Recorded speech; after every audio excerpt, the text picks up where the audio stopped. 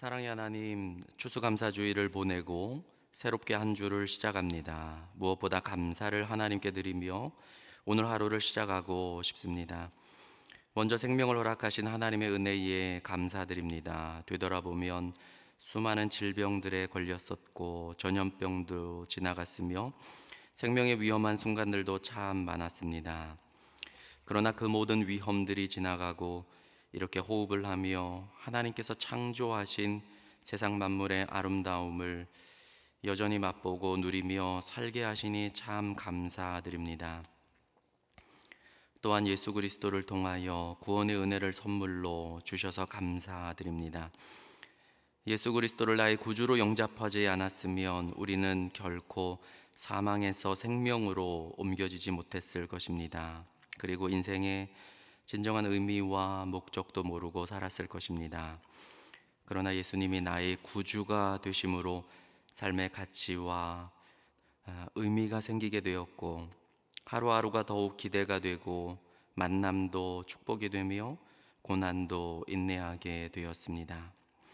그리고 예수님은 어려울 때마다 언제나 신실하게 가장 가까이 계셔 주셨고 정말 필요한 도움들을 베풀어 주셨습니다.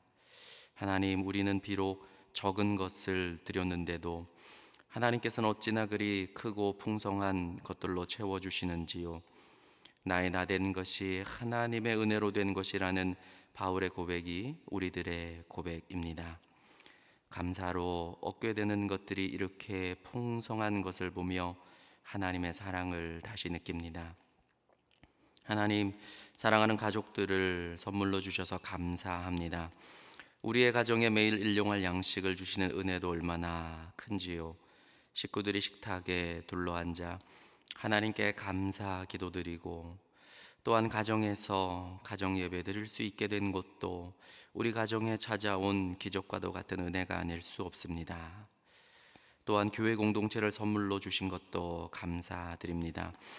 구역에서 또는 공동체에서 하나의 영적 가족으로 묶여 성도들의 사랑과 관심, 돌봄과 보호를 받으며 신앙생활하는 것이 세상에서 경험할 수 없는 얼마나 큰 축복인지요.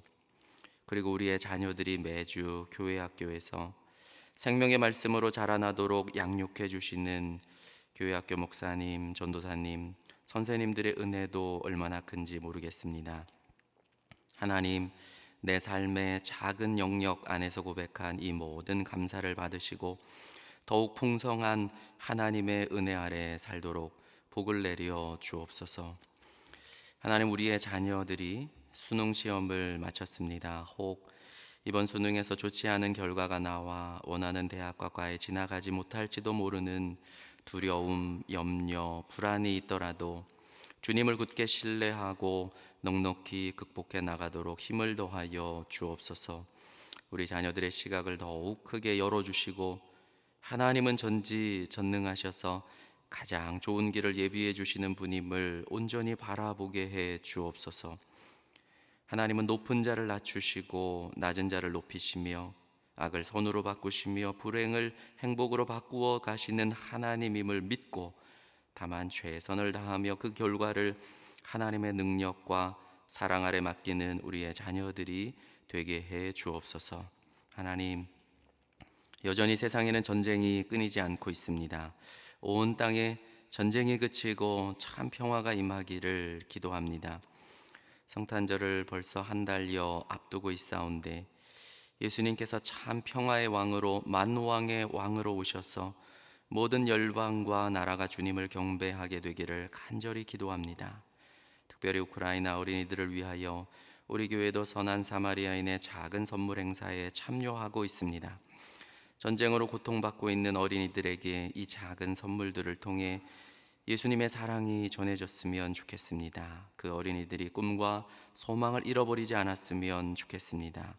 하나님을 위하여 멋진 아이들로 자라나도록 주께서 그 영혼들을 지켜 보호해 주옵소서.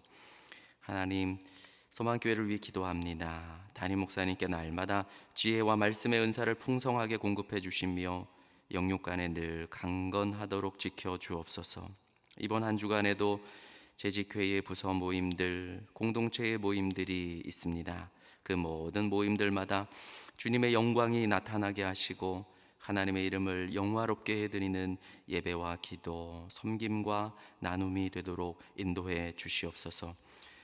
저 북녘 땅을 위하여 기도합니다. 추운 겨울 굶주림과 신앙의 박해 아래 신음하는 지하교회 성도들을 긍휼히 여겨 주시옵소서. 그들의 생명을 지켜 주시옵소서.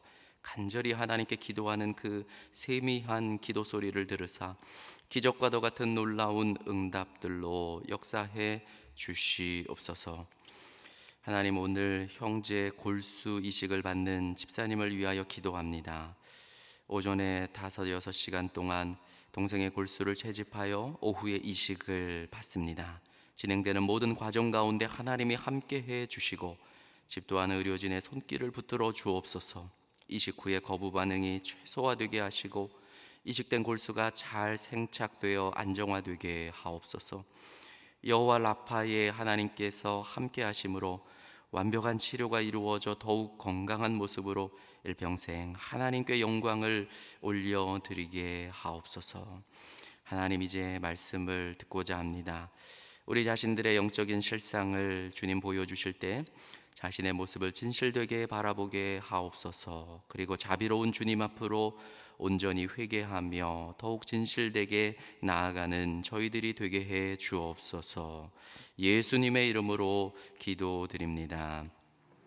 아멘. 이 시간 주시는 하나님 말씀은 에스겔서 23장 22절에서 35절까지의 말씀입니다. 같이 합독하시겠습니다. 그러므로 오홀리바야, 주 여호와께서 이같이 말씀하셨느니라. 나는 내가 사랑하다가 싫어하던 자들을 충동하여 그들이 사방에서 와서 너를 치게 하리니 그들은 바벨론 사람과 갈대아 모든 무리, 브곶과 소아와 고아 사람과 또 그와 함께한 모든 아수르 사람 곧 준수한 청년이며 다 고관과 감독이며 귀인과 유명한 자요 다 말타는 자들이라. 그들이 무기와 병거와 수레와 크고 작은 방패를 이끌고 투구 쓴 군대를 거느리고 치러 와서 너를 애워싸리라. 내가 재판을 그들에게 맡긴즉 그들이 그들의 법대로 너를 재판하리라. 내가 너를 향하여 질투하리니 그들이 분내어 내 코와 귀를 깎아버리고 남은 자를 칼로 엎드러뜨리며 내 자녀를 빼앗고 그 남은 자를 불에 사르며 또 내 옷을 벗기며 내 장식품을 빼앗을지라. 이와 같이 내가 내 음란과 애굽 땅에서 행음하던 것을 그치게 하여 너로 그들을 향하여 못하게 하며 다시는 애굽을 기억하지도 못하게 하리라. 주 여호와께서 이같이 말씀하셨느니라. 나는 내가 미워하는 자와 내 마음에 싫어하는 자의 손에 너를 붙이리니 그들이 미워하는 마음으로 내게 행하여 내 모든 수고한 것을 빼앗고 너를 벌거벗은 몸으로 두어서 내 음행에 벗은 몸 곧 내 음란하며 행음하던 것을 드러낼 것이라. 내가 이같이 당할 것은 내가 음란하게 이방을 따르고 그 우상들로 더럽혔기 때문이로다. 내가 내 형의 길로 행하였은즉 내가 그의 잔을 내 손에 주리라. 주 여호와께서 이같이 말씀하셨느니라. 깊고 크고 가득히 담긴 내 형의 잔을 내가 마시고 코웃음과 조롱을 당하리라. 내가 내 형 사마리아의 잔 곧 놀람과 패망의 잔에 넘치게 취하고 근심할지라. 내가 그 잔을 다 기울여 마시고 그 깨어진 조각을 씹으며 내 유방을 꼬집을 것은 내가 이렇게 말하였음이라. 주 여호와의 말씀이니라. 그러므로 주 여호와께서 이같이 말씀하셨느니라. 내가 나를 잊었고 또 나를 내 등 뒤에 버렸은즉 너는 내 음란과 내 음행의 죄를 담당할지니라 하시니라. 아멘. 사람을 놀라게 하는 에스겔의 능력은 끝이 없어 보입니다. 그 에스겔 16장 그리고 오늘 23장은 사실 설교할 가능성이 그렇게 많지 않은 본문입니다. 그 비유들이 음탕하고 또 곳곳에 나오는 언어들은 솔직히 말하면 외설적이고 또 충격적입니다. 그렇게 여러분 상상해 보세요. 지금 30대의 대단한 가문이죠. 사독 제사장의 아들이 이 격정적인 예언적인 이 외설을 쏟아내었다고 한다면 그의 마음이 어떠했겠습니까? 또 더불어서 그의 아내가 이 외설적인 예언적인 노래를 들었다고 한다면 그의 아내는 또한 어떠했겠습니까? 또 하나 이 저속한 외설적인 노래를 들은 포로들의 충격도 아마 이만저만이 아니었을 것입니다. 그러므로 이 비유가 지닌 의도와 목적이 궁금합니다. 이 이야기는 그저 신데렐라와 그 자매들의 이야기처럼 그냥 동화가 아닙니다. 에스겔서를 보면 16장, 17장, 또 19장, 20장 역사 이야기였죠. 오늘 23장도 역사 이야기입니다. 역사는 관점이 중요하고 관점이 역사의 핵심입니다. 에스겔은 지금 어떤 관점으로 역사를 서술하고 있는 것일까요? 지금 에스겔은 여기서 엄청난 말을 하고 있습니다. 이스라엘의 역사, 그 이스라엘 민족의 거대 그 서사시를 쭉 서술해 가면서 역사라는 것은 자신을 이해하는 틀이고 또 자신을 둘러싼 전 세상을 이해하는 틀, 해석학적인 틀, 또 정체성 아닙니까? 그런데 기존과는 매우 다른 결론을 에스겔이 이끌어내려고 하고 있습니다. 그것은 세상에 엄청난 충격을 던지는 것이죠. 우리가 알다시피 역사, 이야기를 함부로 바꾸면 그 사람은 절대 무사하지 못합니다. 예를 들어 예수님께서도 그 이스라엘의 전형적인 비유는 포도원 비유 아닙니까? 그 포도원의 비유를 바꾸셨다가 그 이스라엘의 그 공식적인 이야기와는 매우 다른 느낌과 결론을 갖도록 만드셨을 때 유대 지도자들은 예수님을 죽이기로 결정했습니다.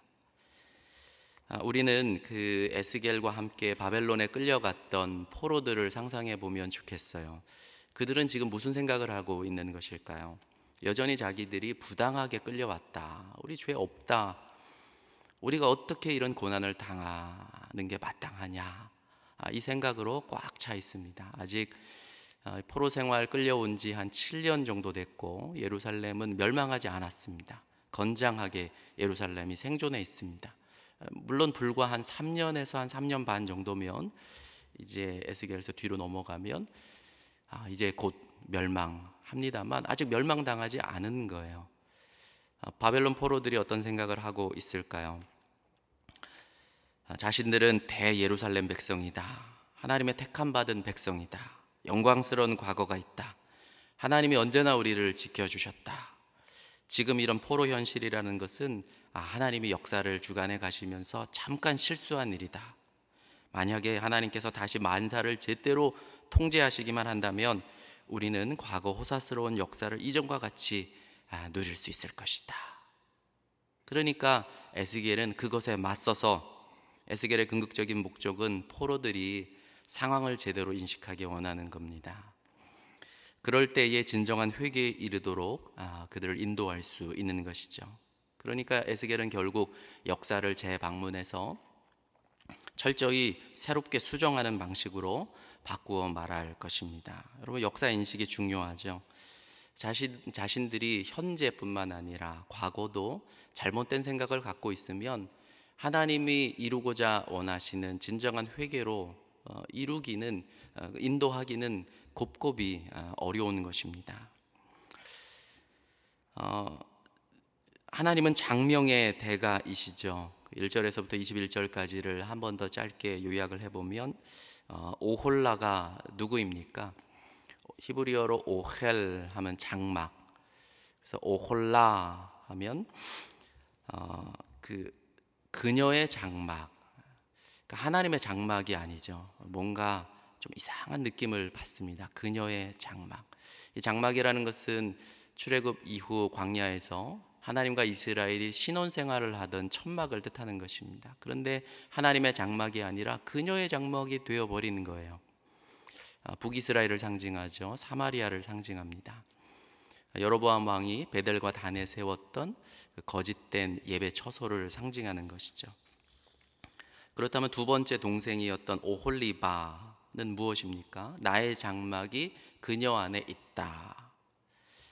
비슷한 이름으로 사실 창세기 36장 2절에 에서의 아내가 있어요. 오홀리바마, 나의 장막이 산당 안에 있다, 이런 뜻입니다. 그러니까 예루살렘, 예루살렘 성전 그 안에도 그 여전히 산당과 같은 우상 숭배가 행해지고 있다라는 것을 은근히 꾸중하고 나무라시는 하나님의 그 빗댄 비유가 아닐 수 없습니다. 이러한 장면을 통해서 1절에서부터 4절까지 하나님이 초기 역사부터 이제 그 역사를 새롭게 해석하고 있습니다. 애굽 시절부터 시작해요. 이 애굽 시절이라고 한다면 초창기의 역사고, 어떤 두 여인의 자매의 인생 스토리에 견준다면 청소년기쯤으로 우리가 해석해 볼 수 있겠어요. 인생은 젊었을 때부터 중요하죠. 그런데 청소년 때부터 이 두 자매는 음탕하게 지냈어요. 애굽 시절부터 빗나갔습니다. 이것은 에스겔이 그 역사 수정에 있어서 정말 충격적인 역사 수정이 아닐 수 없습니다. 애굽 시절을 원죄의 역사라고 새롭게 해석한 것입니다. 이건 이스라엘 역사 서기관, 바리새인 뭐 이런 사람들로부터 정말 몰매를 맞을 새로운 역사 해석인 것이죠. 23장 5절에서부터 10절까지를 보면 중간 역사 한 700년을 뛰어넘어서 곧바로 사마리아가 아수르와 동맹한 역사로 넘어갑니다.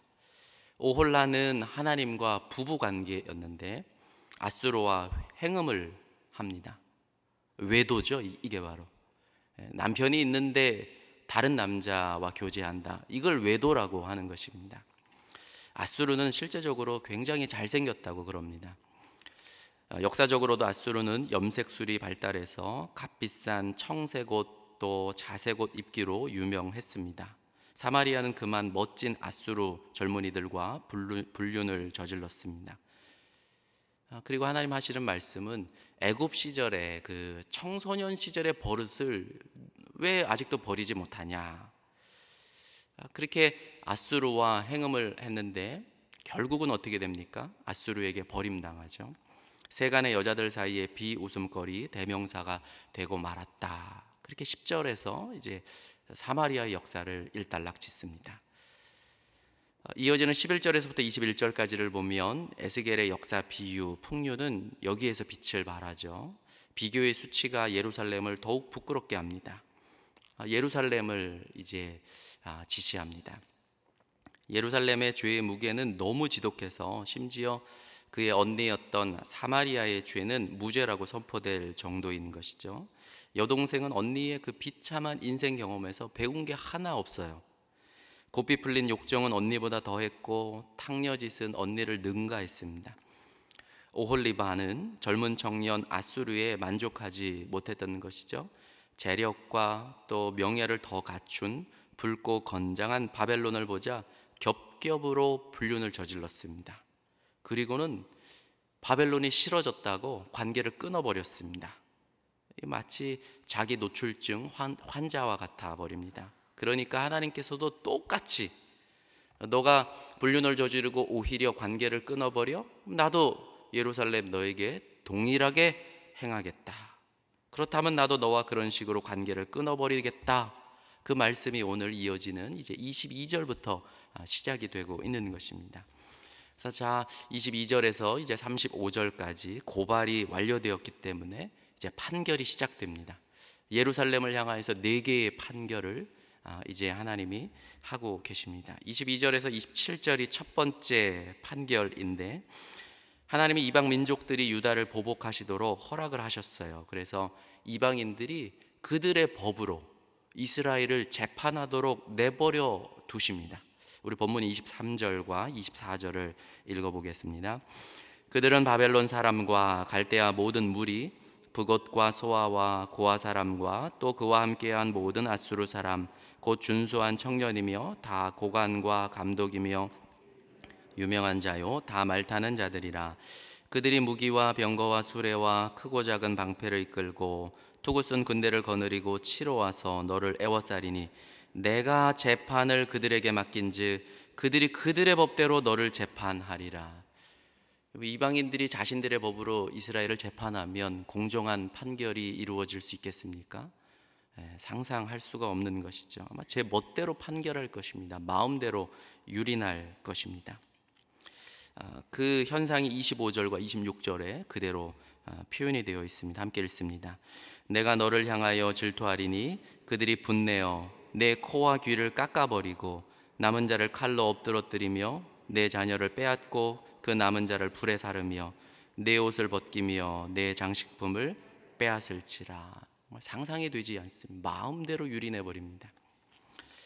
우리를 인생을 보면 정말 제대로 하나님 앞에 벌 받으면 그제서야 온전하게 고쳐진다는 것을 우리 보게 됩니다. 이 정도로 심판을 받을 때에 27절 정신 차리는 것이죠. 함께 읽을까요? 이와 같이 내가 내 음란과 애굽 땅에서부터 행음하던 것을 그치게 하여 너로 그들을 향하여 눈을 들지도 못하게 하며 다시는 애굽을 기억하지도 못하게 하리라. 그리고 이어지는 이제 28절에서 31절까지 두 번째 판결이 떨어집니다. 언니가 마신 술잔을 이제 유다의 손에 들려 주시겠다는 것이죠.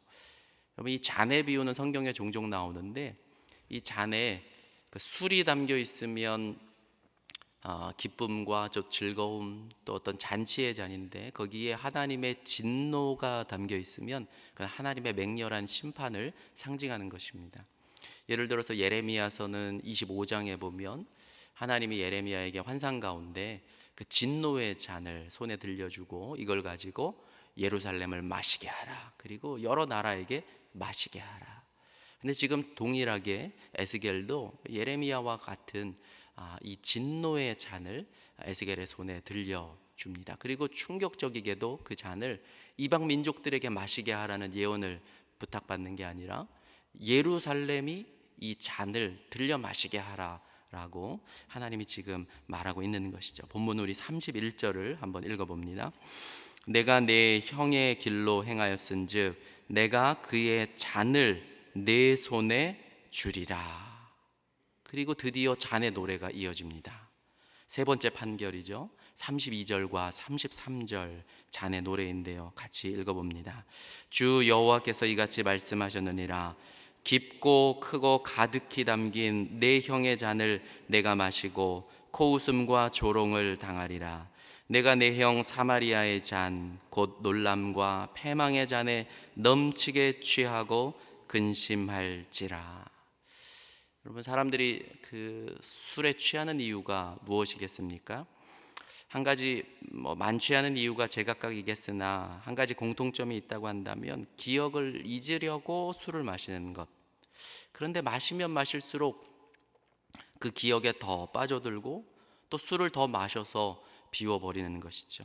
그리고 그 고통이 가슴을 더 애리게 합니다. 파고드는 것이죠. 34절까지 한번 읽어볼까요? 내가 그 잔을 다 기울여 마시고 그 깨어진 조각을 씹으며 내 입방을 꼬집을 것은 내가 이렇게 말하였음이라 주 여호와의 말씀이니라. 여기까지 이제 잔의 노래입니다. 그리고 오홀리바 예루살렘에 대한 마지막 판결에 하나님의 그 슬픈 심정 고백이 담겨 있는데, 왜 너희들이 나를 등 뒤로 던져버렸느냐. 35절을 한번 읽어보겠습니다. 그러므로 주 여호와께서 이같이 말씀하셨느니라. 내가 나를 잊었고 또 나를 내 등 뒤에 버렸은즉 너는 내 음란과 내 음행의 죄를 담당할지니라 하시니라. 하나님은 언제나 우리의 죄를, 하나님은 우리 죄를 자신의 등 뒤로 던져버리시는 분이에요. 근데 우리는 어떻게 합니까? 하나님을 우리 등 뒤로 던져버립니다. 이사야 38장 17절에 보니까 보옵소서 주께서 내 영혼을 사랑하사 멸망의 구덩이에서 건지셨고 내 모든 죄를 주의 등 뒤에 던지셨나이다. 그런데 우리는 하나님을 던져버려요. 열왕기상 14장 9절에 너를 위하여 다른 신을 만들며 우상을 부어 만들고 나를 노엽게 하고 나를 내 등 뒤에 버렸도다.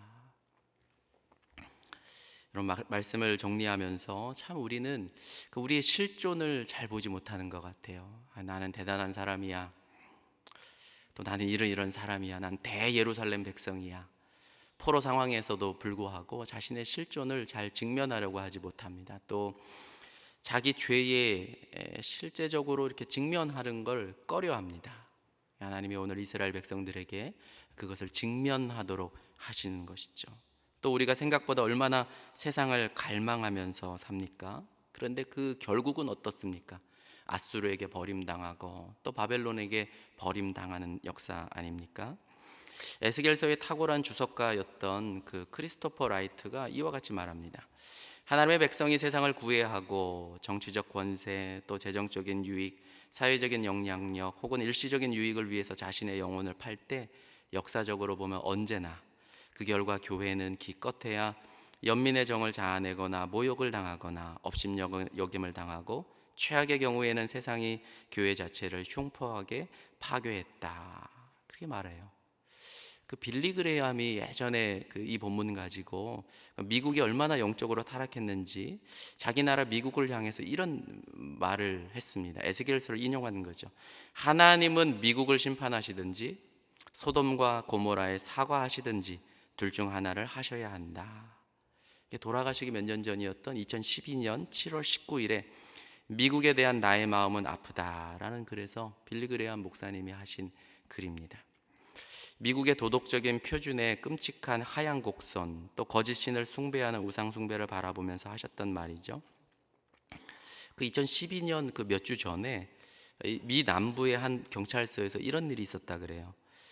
경찰서를 섬기는 목사님이 계셨는데 그 목사님에게 이런 명령이 떨어졌습니다. 더 이상 기도할 때 예수 이름을 언급하지 말라. 거기에 빌리 그레이엄 목사님이 대단한 충격을 받고 이 글을 썼던 것이죠. 우리가 하나님에게 멀어질수록 세상은 통제불능으로 휘몰아칩니다. 내 마음은 미국과 또 미국에 기만당한 사람들을 위해 마음이 아픕니다. 누구나 자기 실존을 직면하기 힘들어합니다. 그러나 우리가 현실을 직면하고 깨달을 때 진정한 회개에 이를 수 있는 것이죠. 나중에 하나님이 이 진노의 그 술의 그 잔의 노래를 기쁨의 회복의 잔의 노래로 하나님이 이사야를 통해서 예언하게 하셨습니다.